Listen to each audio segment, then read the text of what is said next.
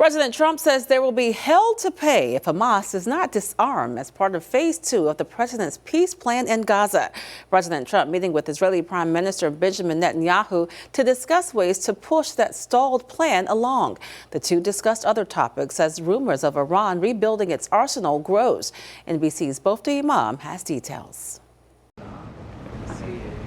President Trump hosted Israel's Prime Minister Benjamin Netanyahu at his Mar-a-Lago estate, the U.S. hoping to move forward with the second phase of the Gaza ceasefire. As quickly as we can. But the president says progress largely hinges on Hamas's disarmament. But if they don't disarm, as they agreed to do, they agreed to it, and then there'll be hell to pay for them. In effect since October, a U.S. brokered ceasefire deal between Israel and Hamas.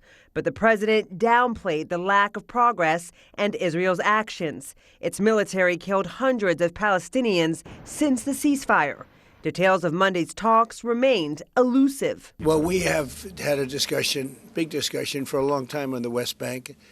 And I wouldn't say we agree on the West Bank 100%, but we will come to a conclusion on the West Bank. With high praise, the two showcased their public support for one another. This comes as the prime minister is gearing up to run for re-election in 2026. I'll say it again and again and again.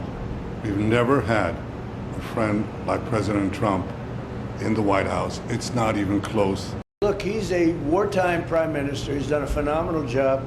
And Trump says he would support an Israeli attack against Iran if Iran attempts to boost its ballistic missile reserves or restore its nuclear program. We'll knock them down, we'll knock the hell out of them, but hopefully that's not happening.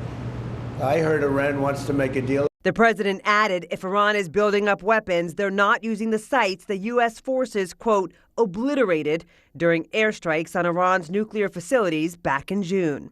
Now, Trump clearly focusing on high-stakes foreign policy conflicts, holding key meetings this week. He met with Ukraine's president in Florida on Sunday and Russia's president by phone, also attempting to cement a peace deal there. In Washington, Bofta Imam, NBC News.